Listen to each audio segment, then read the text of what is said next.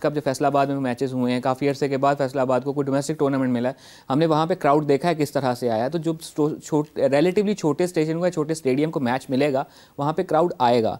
तो I think it's high time कि इस चीज़ को भी सोचा जाए कि हमारे पास ज़्यादा से ज़्यादा स्टेशंस हों कि जहाँ पे हम मैचेस, इंटरनेशनल मैचेस होस्ट कर सकें। उसका फ़ायदा हमें ये भी होगा, इंग्लैंड, ऑस्ट्रेलिया, इंडिया, ठीक है ये बिग थ्री तो हैं, लेकिन इनको बहुत बड़ा फ़ायदा, इवन साउथ अफ्रीका, कुछ भी होता है यार, साउथ अफ्रीका तो होस्ट कर लेगा ना, वो इसलिए कर लेगा कि उनके पास इस्टेब्लिश स्टेशंस मौजूद हैं। हाँ। और 3 से ज़्यादा हैं।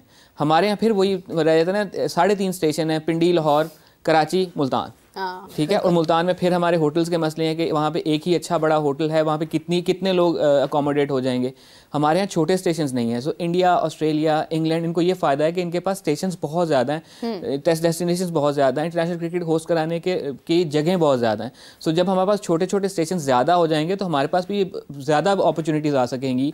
ठीक है, फिर भी मसले वही होंगे कि इंडिया ने खेलने आना है कि नहीं आना है, लेकिन हमारे पास अपॉर्चुनिटीज़ ज़्यादा आ सकेंगी। अंडर 19 वर्ल्ड कप्स हैं, वुमेन के डिफरेंट एज ग्रुप के वर्ल्ड कप्स होते हैं, या एशिया कप डिफरेंट तरह के होते हैं। जैसे कहा जा रहा है कि आगे 2027 में भी अगर कोई इवेंट पाकिस्तान को होस्ट के लिए देना है तो कम से कम आप तैयार करें। हमारे पास बेशुमार स्टेडियम्स हैं, हैदराबाद में है, शेखुपुरा में है, पाकिस्तान में स्टेडियम्स इतने हैं जिनको आज तक बताया ही नहीं गया, इंटरनेशनल लेवल पर रिकग्नाइज ही नहीं करवाया गया कि ये भी स्टेडियम है, यहाँ पर भी मैचेस हो सकते हैं, और पास्ट में होते भी आए हैं। साउथ एंड में टेस्ट मैच हुआ है जिसमें वकार ने कप्तानी की थी first time, and he became the youngest captain of Pakistan। मतलब आपके पास ग्राउंड्स हैं, स्टेडियम्स हैं, लेकिन आपने उनको एक इंटरनेशनल जो है वो मुकाम खुद देना है ना, तो वो अब आई विश कि इसके ऊपर जो है वो तवज्जो दी जाए। इसी के साथ अगर हम देखें तो हमारे पास क्योंकि आज स्क्वाड के बारे में भी बात हो रही है कि पाकिस्तान का स्क्वाड भी अनाउंस होना है, तो स्टेडियम्स तामीर होने का फ़ायदा में तब होगा जब हमारे खिलाड़ी वहाँ पर अच्छा खेलते हुए भी नजर आएंगे। सिर्फ ये नहीं है कि हम स्टेडियम्स तैयार कर दें और दूसरे मुल्कों के खिलाड़ी आकर यहाँ पर चौके छक्के लगाकर चले जाएँ। तो क्या एक्सपेक्ट करें हम स्क्वाड जो चैंपियंस ट्रॉफी का हमारा होगा, इसमें कौन कौन शामिल हो सकता है, किसकी वापसी, किसको बाहर होना पड़ेगा? आई थिंक सबसे बड़ा क्वेश्चन मार्क तो साइम अयूब पे इस वक्त है ना, कि वो होंगे या नहीं होंगे। Looking at the current form, Abdullah Shafique के लिए थोड़ा मुश्किल हो जाएगा अपनी जगह बरकरार रख पाना इन वनडे स्क्वाड। ठीक है, ओवरऑल अगर हम देखें तो हमारी वनडे का जो स्क्वाड है वो खासी अच्छी फॉर्म में चल रहा है, बिकॉज हमने ऑस्ट्रेलिया को ऑस्ट्रेलिया में हराया, उसके बाद साउथ अफ्रीका को साउथ अफ्रीका में ओडीआई सीरीज़ हराई, बीच में हमने जिम्बाब्वे के अगेंस्ट ओडीआई सीरीज़ जीती। सो अगर वनडे के हिसाब से देखा जाए and after Rizwan taking up as a captain, तो वो हमें यूनिट बड़े अच्छे तरीके से नज़र आ रहा है, अच्छा परफॉर्म कर रहा है। सो यहाँ अब यहाँ पे चैलेंज ये होगा कि यहाँ की विकेट्स उस तरह की नहीं होंगी जिस तरह की विकेट्स हमें ऑस्ट्रेलिया एंड साउथ अफ्रीका में मिली थी, तो हमें बड़ा मिक्स कम्बिनेशन के साथ जाना होगा विद आर बॉलिंग ऑप्शंस के। हमारे पास पेसर्स भी उस तरह के हों, स्पिनर्स भी इस किस्म के हों जो इन विकेट्स की कंडीशंस को एक्सप्लॉइट कर सकें। कामरान गुलाम जिस तरह से ऑस्ट्रेलिया में साउथ अफ्रीका में जिस किस्म की इनिंग्स खेल गए हैं, तो वो जो क्वेश्चन मार्क था कि हमारे पास एक ऐसा मिडिल ऑर्डर बैटर होना चाहिए जो कि सिचुएशन के हिसाब से अपनी पोजीशन को एक्सेलरेट कर सके, आखिरी ओवर में जाके मार धाड़ भी कर सके, इनिंग बिल्ड भी कर सके। तो वो एक अच्छी प्रॉस्पेक्ट हमारे सामने आई। सलमान अली आगा लंबी क्रिकेट में बड़ा अच्छा परफॉर्म करते हैं, तो he can be good option. Are we expecting Saud Shakeel?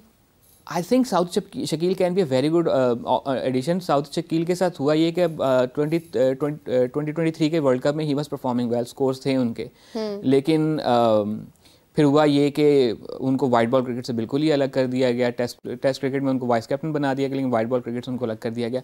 ठीक है, उनकी भी वही वाली चीज़ आ जाती है ना कि वो इनिंग बिल्ड कर सकता है, लंबी इनिंग कर सकता है, और हमने पीएसएल में देखा कि अगर वो ज़रूरत पड़े तो मार धाड़ भी अच्छी कर लेता है। हाँ, उनमें एक मसला आ रहा था कि वो शॉर्ट बॉल को ज़रा वीक होते थे, यहाँ पे भी उनको शॉर्ट बॉल पे टेस्ट मैचेस में भी आउट किया गया। लेकिन अभी हमने साउथ अफ्रीका में देखा है कि जिस इनिंग्स में उन्होंने स्कोर किया, उन्होंने शॉर्ट बॉल को बड़ा अच्छा खेला है। तो उसमें ये चीज़ भी साउथ में है कि वो अपनी उसको अंदाज़ा हो जाता है कि वीकनेस कहाँ पर और कहाँ पर काम करना है। एंड ओवर द ईयर्स हमने देखा है, हाँ उसका वक्त बहुत ज़ाया हुआ बिकॉज शायद उसका डेब्यू जल्दी हो जाता, लेकिन ओवर द ईयर्स हमने देखा है कि उसने अपने आप को बहुत इंप्रूव किया है। ये तो वेरी स्मार्ट क्रिकेटर, एंड वो आपको एक ऑप्शन भी दे देता है कि लेफ्ट आर्म स्पिन की अगर जरूरत पड़े तो एक आधा ओवर भी कर लेगा। आई डोंट थिंक कि वो एक बुरी ऑप्शन है। बिल्कुल सही है। साउथ शकील जिस तरह से हमें देखते हैं कि वो क्वेटा ग्लेडिएटर्स के लिए भी एज अ कैप्टन शायद उनका नाम लिया जा रहा है, और उनके ओनर ने भी कहा है, तो पॉसिबल है कि उनके अंदर जो स्किल्स हैं वो बड़े लॉन्ग टर्म जा भी सकते हैं। After Rizwan if we see someone कि जिसके अंदर हमें खुदादाद सलाहियात नज़र आती हैं एज अ कैप्टन, तो शायद कहीं ना कहीं वो बेहतर हो सकते हैं। Azlan, if we talk about कि फ़खर ज़मान की जो वापसी है उस पर भी बहुत बात हो रही है कि फ़खर ज़मान को शामिल होना चाहिए या नहीं होना चाहिए, और होना चाहिए definitely, specially as he performed in Champions Cup as well. तो क्या एक्सपेक्ट कर रहे हैं हम? आई थिंक डेफिनेटली उनको वापस होना चाहिए। उनका जो बयान आया था कि मैंने खुद थोड़ा टाइम आउट मांगा था T20 वर्ल्ड कप, तो अगर एंड ही बिलीव्स कि he has recovered well, and हमने देखा है कि अभी वनडे वाला चैंपियंस कप हो या T20 वाला चैंपियंस कप हो, दोनों में उसकी परफॉर्मेंस अच्छी रही है और बड़ी क्रेजी फील्डिंग भी उनकी हमें देखने को मिली है, जिससे एटलीस्ट ये तो तसल्ली हो जाती है कि वो फिट है। एंड हमें वनडे में जो एक थोड़ा सा एक नज़र आ रहा है कि साइम अयूब के साथ एक परफेक्ट पार्टनर की जो हम बात कर लें, ऑब्वियसली एक दुआ है कि साइम अयूब तब तक फिट हो जाए, वो हमें देखने को मिले फ़खर और साइम ओपन करते हुए, बड़ा फ्लैम्पॉइंट किस्म का पेयर होगा। और उससे ये भी होगा कि वो दोनों एक दूसरे को बड़े अच्छे तरीके से कॉम्प्लीमेंट कर लेते हैं, बिकॉज फ़खर के साथ ये होता है कि जब दूसरे एंड से स्कोर नहीं बन रहा होता तो उसका प्रेशर खुद लेता है और इवेंचुअली वो फिर उस प्रेशर में भी समटाइम्स आउट हो जाता है। तो वो एक अच्छी चीज़ हमें देखने को मिलेगी। तो और दूसरा ये कि ये दोनों खिलाड़ी ऐसे हैं कि फ़खर का ये है ना कि वो एक सर्टन स्ट्राइक रेट से खेलेगा, उससे कम पे खेलेगा तो खुद आउट हो जाएगा, उससे ज़्यादा पे खेलेगा तो दूसरी टीम को आउट कर देगा।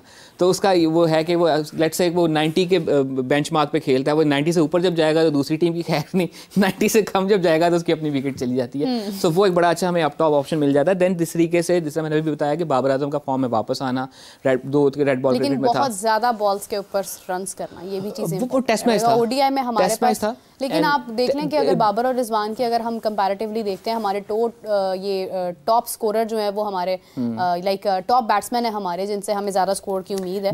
अगर हम इन दोनों को देखते हैं, आप ओडीआई में भी देखें इन्होंने कितनी बॉल्स के ऊपर कितना स्कोर किया।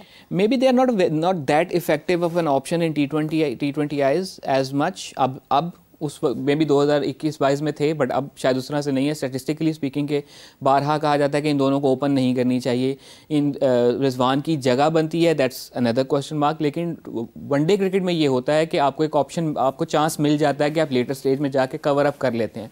हम साइम अयूब को भी देखें तो शुरू के ओवर्स में उस तरह से नहीं, जिस तरह उसने ऑस्ट्रेलिया के साउथ अफ्रीका अगेंस्ट खेला है, शुरू के 12-13 गेंद उसने भी आराम से पिए हैं, उसके बाद उसने मारा, उसको अगर ये कॉन्फिडेंस है ना कि वो बाद में कवर अप कर लेगा, तो उससे बेहतर तो कोई चीज़ नहीं है, जो कि साइम अयूब करता है। शुरू में अगर उसने स्कोर नहीं भी किया, आई थिंक 14वीं बॉल पे जाकर उसने स्कोर किया था पहला अगेंस्ट साउथ अफ्रीका, लेकिन उसके बाद बहुत अच्छा खेला। बाबर और रिजवान के केस में भी ये रिजवान की पोजीशन का थोड़ा सा है कि वो जो जिद है कि मैंने चौथे नंबर पर ही वनडे में बैटिंग करनी है, दैट कैन बी एडजस्टेड, कि उनको थोड़ा सा शायद फ्लोटिंग पोजीशन पे आना पड़ेगा।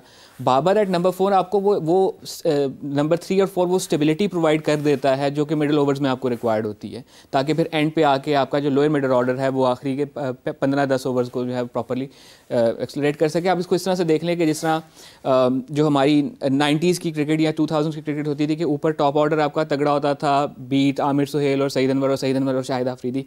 देन आपके पास मिडिल ऑर्डर में ऑप्शंस आ जाती थी, people like Younis, Inzamam, Yousuf, and then later order में आपके पास फिर वसीम अकरम, अब्दुल रज़ाक, मोइन खान आपको मिल जाते थे कि जो आपको आखिरी 32 से लेके 50वें ओवर तक 100-150 रन बना कर देते थे। तो अगर आप वनडे को उस माइंडसेट से देखें कि 300-350 रन बनाने हैं, तो they can be very good option. अगर हम लास्ट में एक और चीज़ डिस्कस करें कि हमारे पास मिडिल ऑर्डर में लाइक अगर हम लास्ट में देखते हैं तो हमारे पास इरफान भी एक अच्छी ऑप्शन है और शायद वो शामिल हो भी सकते हैं। Do you consider him as the great middle order batsman? देखें, उसके पास अभी सीखने का बहुत चांस है, मौका है। Maybe it's too early to call him great. He is very, उसका वर्क एथिक बहुत अच्छा है, वो फील्डिंग में बड़ी मिडिल ऑर्डर में जाकर ये इस कंडीशन में, कराची जैसी कंडीशन में, रावलपिंडी कंडीशन में किस तरह की फॉर्म हो सकती है? वनडे के अंदर देखें, वनडे में बेहतर होगा अगर उसको थोड़ी सी ऊपर की पोजीशन पे बैटिंग करवाई जाए, ताकि उसको मौका मिले का, कंडीशन समझने का और एंड पे एक्सेलरेट करने का। अगर आप उससे ये एक्सपेक्ट करते हैं वो छठे नंबर पे आएगा जब बॉलें 30 रह गई हैं और रन आपने 60-70 बनाने हैं, तो वो हर कोई इंतजाम नहीं होता कि वो 37 गेंदों पे आपको 60 ऑड रन करके दे दे। सो उसके लिए उसको थोड़ा ऊपर बैटिंग करने की ज़रूरत होगी, शायद बेहतर रहेगा उसके लिए कि उसको ज़्यादा मौका मिल जाए और वो अपनी इनिंग्स को बिल्ड कर सके। तो वहाँ से उसकी वो जो एक सिलसिला शुरू होगा वो बेहतर होगा। नंबर 6-7 पोजीशन पे आई वुड प्रेफर कि हमारे पास एक प्रॉपर ऑलराउंडर हो, जो कि बॉलिंग में भी हमें एक ऑप्शन दे सके, नीचे से आकर स्कोर भी कर सके। आमिर जमाल इसके लिए हो सकता है? May be Shadab Khan. Come on, batting तो बेहतर है ना। ये जो शादाब वाले लोग हैं ना, इनका एक अलग से मुआयना होना चाहिए कि आप किस वजह से शादाब बैटिंग तो बेहतर है ना, आमिर जमाल और उसकी बैटिंग कभी once in a blue moon. नहीं बैटिंग बेहतर है। कहाँ पर बेहतर है, मुझे तो कोई याद नहीं है। T20 के अंदर आप देख लें, वो एक ही मैच के अंदर जो मेरे ख्याल से इंडिया वाले मैच में शादाब की और बाबर की कोई पार्टनरशिप शायद लग गई थी, उसके बाद उसका तो T20 में भी कोई स्कोर है 2022 का वर्ल्ड कप, तब का शादाब और आज का शादाब बहुत फर्क है। और वैसे भी उस वक्त ही तो हमारी अच्छी भली टीम थी, हमने तो उस वक्त क्या ही नहीं, तब भी प्रॉब्लमेटिक टीम थी, तब भी हम कहते थे कि इनको ओपनर ने ओपनिंग नहीं करनी चाहिए। आज तो हमारा स्क्वाड ही नहीं बन रहा है, एक हर किसी का अपना अपना अलग अलग स्क्वाड है। लेकिन अब एज यू हैव सेड हो सकता है इन द गिवन ऑप्शंस ना, अगर चलें ठीक है, आमिर जमाल की परफॉर्मेंस हमने साउथ अफ्रीका में देख ली, in batting in bowling he wasn't able to click. जिस तरह से एक्सपर्ट्स बात कर रहे हैं, वो शायद फिट भी नहीं लग रहे थे, जिस तरह से वो बॉल कर रहे थे, उनका बॉल पहुंच नहीं रहा था, सही जगह लैंड नहीं करे तो फिट नहीं लग रहे थे। हाँ, अगर गिवन की फिटनेस ठीक हो जाती है, वो फिटनेस क्लियर कर लेते हैं, कोई प्रॉमिस शो करते हैं, देन व्हाई नॉट। चलें लेट्स सी कि क्या होता है, क्योंकि बहुत इंटरेस्टिंग आज का दिन है। आज के दिन में काफ़ी चीज़ें हमारे सामने आ जाएंगी हैं। लेट्स सी के रिजल्ट्स क्या होते हैं, कौन सिलेक्ट होता है, कौन बाहर होता है।